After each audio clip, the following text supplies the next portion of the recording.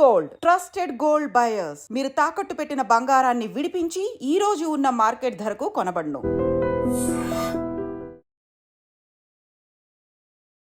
Hi hello నమస్తే, welcome back to iDream media. ఈరోజు మనతో ఉన్నారు సర్టిఫైడ్ ఫైనాన్షియల్ ప్లానర్ అయిన అనిల్ కుమార్ బచ్చు గారు. ఇక మార్కెట్ కరెక్షన్లో ఉన్నప్పుడు, డౌన్ ట్రెండ్లో ఉన్నప్పుడు కూడా కాస్త బెటర్గా పర్ఫామ్ చేసే స్టాక్స్ లాంటివి ఏమైనా ఉన్నాయో, అటువంటి సెక్టర్స్ కానీ ఏమైనా ఉన్నాయేమో తెలుసుకుందాం. Hi sir. నమస్తే అండి. యూజువల్లీ ఇది ఆడియన్స్ క్వశ్చన్.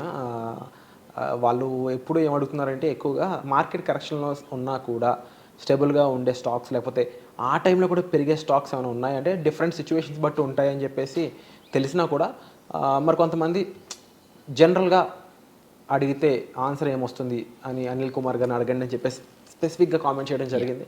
సో ఏం చెప్తారు మీరు? జనరల్గా ఏంటంటే మార్కెట్స్ వరదలు వచ్చినప్పుడు అన్నీ కొట్టుకుపోతాయి. వెదర్ బరువు ఉన్న వస్తువులు అయినా సరే, లైట్గా ఉన్నాయి, అన్నీ పోతాయి.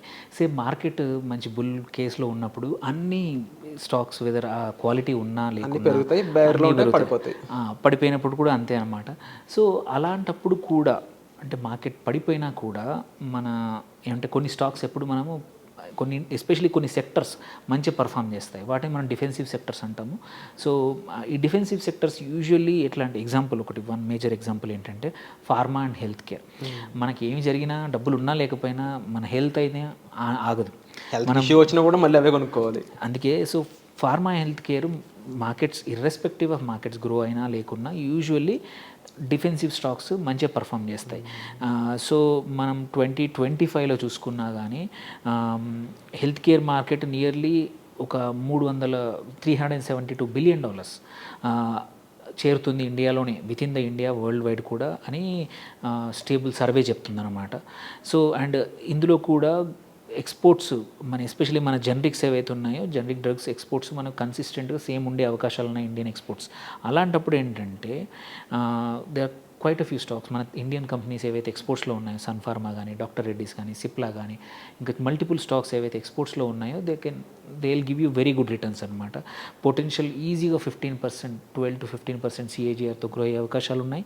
అండ్ రికవరీ, మార్కెట్ రికవరీ అయ్యేటప్పుడు 25 to 30% పెరగచ్చు, ఎందుకంటే ఆల్రెడీ కరెక్షన్ అయినప్పుడు అది కూడా కరెక్షన్ అయ్యాయి. బట్ ఇవి డిఫెన్సివ్ స్టాక్స్, ఇట్లాంటివి ఈజీగా పెరిగే అవకాశాలు ఉన్నాయి. మార్కెట్స్ ఇంకా పడిపోయినా వీటికి ఎటువంటి ఇబ్బంది ఉండదు ఇటువంటి సెక్టర్, ఫార్మా అండ్ హెల్త్ కేర్లో. అండ్ నెక్స్ట్ వచ్చేసి మనము FMCG స్టాక్స్, బికాజ్ కన్జంప్షన్ ఆగదు, మన ఆకలి ఆగదు, మనం కన్జమ్ చేసేది మేబీ క్వాంటిటీ తగ్గుతుందేమో, బట్ క్వాలిటీ కంపల్సరీ కొన్ని వాడేటివి ఉంటాయి. సో సోప్ కానీ, టూత్పేస్ట్ కానీ, పౌడర్, ఇవైతే మనం ఆపం. సో ఇట్లాంటి ఫుడ్ కూడా. సో ఇవన్నీ కూడా మార్కెట్ ఎలా ఉన్నా సరే ఇవి 2025లో స్టిల్ FMCG సెక్టర్ ఈజీగా ఇండియన్ సెక్టరే $220 బిలియన్ అయ్యే అవకాశం ఉంది మొత్తం వరల్డ్ వైడ్. అందులో ఎస్పెషలీ మన అంటే మంచి పాయింట్ ఏంటంటే రూరల్ డిమాండ్ కన్సిస్టెంట్గా పెరుగుతూ ఉంది. యూజువల్లీ మన ఇండియన్ రూరల్ గ్రోత్ అవుతుందో అది వరల్డ్ మార్కెట్స్కి సంబంధం లేదు, ఎందుకంటే అది ప్రైమరీ ప్రొడ్యూసింగ్. రూరల్ డిమాండ్ వచ్చేసి agriculture driven, agriculture allied services వల్ల వచ్చే గ్రోత్ అనమాట, or food processing growth. Usually ఇది బయట డిమాండ్తో సంబంధం లేకుండానే మంచిగా ఉండే అవకాశాలు ఉన్నాయి. సో అందుకోసమే ఇవి యూజువల్లీ వాళ్ళ దగ్గర డబ్బు ఉన్నప్పుడు FMCG companies are the first beneficiary. అందుకే మన ఇండియన్ FMCG ప్రెడిక్షన్స్ అన్నీ చాలా బాగున్నాయి. అండ్ ఇక్కడ టాప్ స్టాక్స్ ఆబ్వియస్లీ అందరూ తెలిసిన HUL కానీ, ITC కానీ, నెస్లే ఇండియా కానీ, ఇంకా చాలా చిన్న medium size companies, small companies which have potential. FMCG sector is a good, ఏమంటారు, మంచి సెక్టర్. ఇట్లాంటి మార్కెట్ డౌన్ ట్రెండ్లో ఉన్నప్పుడు కూడా మంచిగా పర్ఫామ్ చేస్తుంది. ఈజీగా రికవరీ అయితే మార్కెట్ రికవరీ టైంలో 15 to 20% ఈజీ గ్రోత్ అనమాట. బికాజ్ ఎటువంటి టైంలో కూడా మార్కెట్స్ పర్ఫామ్ చేస్తాయి, వాటి numbers will do good. And కొంచెం రికవరీ కనబడింది, అటువంటి టైంలో నంబర్ వచ్చిందంటే ఇటువంటి stocks returns are much higher అనమాట. దెన్ వన్ మోర్ సెక్టర్ అంటే ఇట్లాంటి డిఫెన్సివ్ కరెంట్లీ జరుగుతున్నది అంటే renewable energy sector. Could be సోలార్లో కానీ, మరి ఈవెన్ అదర్ రెన్యూవబుల్ ఎనర్జీ సోర్సెస్లో ఉన్న వాటి కంపెనీస్ కూడా. రీజన్ ఏంటంటే మన సెంట్రల్ గవర్నమెంట్ అంబిషియస్ ఒక టార్గెట్ పెట్టుకుంది, 500 గిగావాట్లు రెన్యూవబుల్ ఎనర్జీ ద్వారా ఇండియాలో ప్రొడ్యూస్ చేస్తాం అనే టార్గెట్కి చాలా ప్రతి సంవత్సరం టార్గెట్కి దగ్గరగానే వస్తున్నారు. ఈ పెద్ద టార్గెట్ కూడా చేరుతారనే అవకాశం ఉంది. గ్లోబల్గా కూడా మనం చూసుకుంటే రెగ్యులర్ సోర్సెస్, మనం పవర్ జనరేషన్కి కోల్, ఆయిల్, వీటికి చాలా రకమైన టెన్షన్స్ చూస్తున్నాం. సో అలాంటప్పుడు ప్రైజింగ్ ఎక్కువ అవుతుంది. అలాంటప్పుడు కన్సిడరింగ్ దట్ ఆల్టర్నేట్ ఈ రెన్యూబుల్ ఎనర్జీ ఏదైతే ఉందో మేజర్ అయిపోయాయి. అండ్ ఇందులో మన కేసులో అదాని గ్రీన్ కానీ మళ్ళీ ఊర్జా గ్లోబల్ ఇంత మనము ఒక penny stock, but it's also good scope ఉన్న కంపెనీ. టాటా పవర్ కానీ, సో మల్టిపుల్ కంపెనీస్ ఉన్నాయి రిన్యూవబుల్ ఎనర్జీ స్టాక్స్, ఇంకా స్కోప్ ఉంది. వీటిలో ఈజీగా 20-25% రిటర్న్ వచ్చే అవకాశాలు ఉన్నాయి. కొన్ని అయితే 2 to 3x కూడా వచ్చే అవకాశాలు ఉన్నాయి. సో కొన్ని కంపెనీస్ ఏవైతే మంచి డెట్ టు ఈక్విటీ రేషియోస్, అంటే నియర్ డెట్ అనేది లేని కంపెనీస్, వాటి ప్రోడక్ట్లో వాటి సర్వీసెస్లో ఉన్న ఆ మెయిన్ వాల్యూ అనేది వాటి యూజ్ కేసు వాటికి ఆ స్ట్రెంత్ ఇస్తుంది. ఎస్, గ్రోత్తో పాటు వాటికి మార్కెట్ సిచ్యువేషన్ కూడా బాగుందన్నమాట. వాటికి రీన్యూబుల్ ఎనర్జీ కంపారిజన్ ఏంటి, కాంపిటీషన్ ఏంటి, ట్రెడిషనల్ ఫ్యూయల్ సోర్సెస్ అవి ఇప్పుడు ఏమైనా యుద్ధం వచ్చినా వచ్చినా, ఇప్పుడు రష్యా యుక్రెయిన్ అప్పుడు ఇట్లాంటప్పుడు ప్రైసింగ్ పెరిగే అవకాశాలు ఉన్నప్పుడు వీటికి అటువంటి ఏమి లేకుండా ఇమ్యూనిటీ, సోలార్ పవర్కి ఎటువంటి ఇబ్బంది లేదు, దానికి ఎటువంటి ముడి సరుకు ఏమీ లేదు. సో అలాంటప్పుడు ఈ కంపెనీ స్టేబుల్గా రిటర్న్స్ ఇచ్చే అవకాశాలు ఉన్నాయి. ఇంకొకటి obviously banking and financial services, considering especially ఇప్పుడు కరెక్షన్ అయ్యాయి చాలా బ్యాంక్స్ అండ్ స్టాక్స్ ఇవన్నీ కూడా, ఈవెన్ ఎఫ్ఎంసీజీ మన ఎన్బిఎఫ్సి స్టాక్స్ కూడా. అలాంటప్పుడు మంచి తక్కువ వాల్యుయేషన్లు దొరుకుతున్నాయి. అండ్ ఎస్, ఆర్బీఐ రేట్ తగ్గించవచ్చు, ఇంట్రెస్ట్ రేట్ తగ్గడం వల్ల వీటిది తగ్గిన క్రెడిట్ గ్రోత్ పెరుగుతుంది. క్రెడిట్ గ్రోత్ పెరగడం అంటే దానివల్ల వీళ్ళకు రెవెన్యూ పెరుగుతుంది అనమాట. దో ఇంట్రెస్ట్ రేట్స్ తగ్గినా కానీ ఇన్ఫ్లేషన్, మన ఇంట్రెస్ట్ రేట్ తగ్గడం వల్ల ఆబ్వియస్లీ జనాలు మళ్ళీ అప్పులు ఎక్కువ తీసుకుంటారు. అప్పులు ఎక్కువ తీసుకుంటే వీళ్ళకి ఇంట్రెస్ట్ రెవెన్యూ ఎక్కువ వస్తుంది.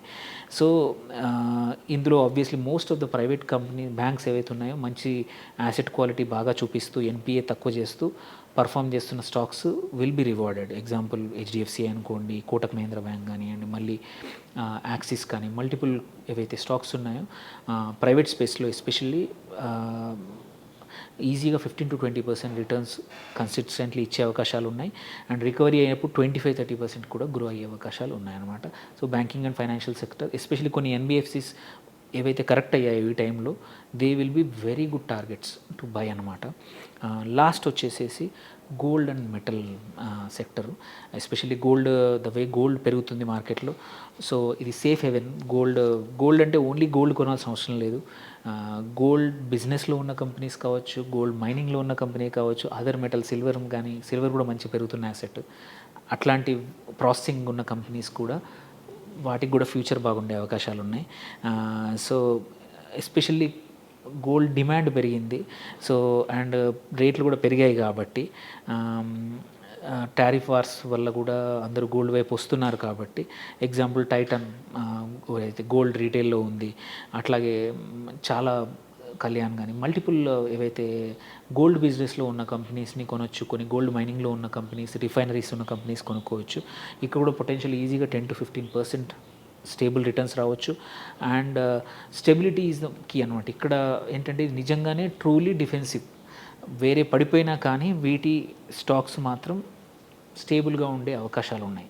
సో వీటిని ఈ సెక్టార్స్లో మార్కెట్స్ పడినప్పుడు జనరల్లీ చేయొచ్చు. ఇప్పుడు కూడా ఇందులో మంచి స్టాక్స్ ఏవైతే ఆల్రెడీ అండర్ వాల్యూ, ఇంతకుముందు లెట్సే 40 దగ్గర 50 PE దగ్గర మల్టిపుల్స్ దగ్గర ట్రేడ్ అవుతున్న స్టాక్స్ ఇప్పుడు కరెక్షన్ తర్వాత 15 or 20 or 30 దగ్గర ఉంటే it is a good time. Because in no time market recovery అయినప్పుడు మళ్ళీ ఆ 30-40 దగ్గరికి వెళ్ళిపోతుంది. సో అప్పుడు మీ రిటర్న్స్ అనేది తొందరగా వచ్చే అవకాశాలు ఇట్లాంటి స్టాక్స్లో. సో ఈ ఇన్వెస్టర్స్ అనేది ఇప్పుడు వీటిని సెలెక్ట్ చేసుకొని ఇందులో ఈ సెక్టర్లో కూడా మంచి స్టాక్స్ చూసుకుంటే చాలా మంచి రిటర్న్స్ వస్తాయి. Wonderful sir. అండ్ ఇవి మార్కెట్కి అనుగుణంగా ఉండే స్టాక్స్తో పాటుగానే ఇవి మార్కెట్ ఒడిదుడుకులో ఉన్నప్పుడు కూడా వీటి పర్ఫార్మెన్స్ అనేది స్టేబుల్గా ఉండడానికి గల రీజన్స్ కూడా ఇక్కడ మీరు విన్నారు కదండి. అయితే వీటిని మీరు ఇన్వెస్ట్ చేసే ముందు మాత్రం మరొకసారి చెక్ చేసుకోండి. అలాగే ఒక పర్సనలైజ్డ్ అడ్వైస్ కూడా తీసుకోండి. అండ్ వచ్చే ఎపిసోడ్లో మళ్ళీ కలుద్దాం. అనిల్ కుమార్ బచ్చు గారు చెప్పిన ఈ విషయాలపై మీ అభిప్రాయాన్ని కామెంట్ సెక్షన్లో చాలా క్లియర్గా మెన్షన్ చేయండి. ఈ ఎపిసోడ్ నచ్చితే ఈ ఛానల్ని అలాగే సబ్స్క్రైబ్ చేసుకోండి. వచ్చే ఎపిసోడ్లో మళ్ళీ కలుద్దాం. Thank you so much sir. Thank you.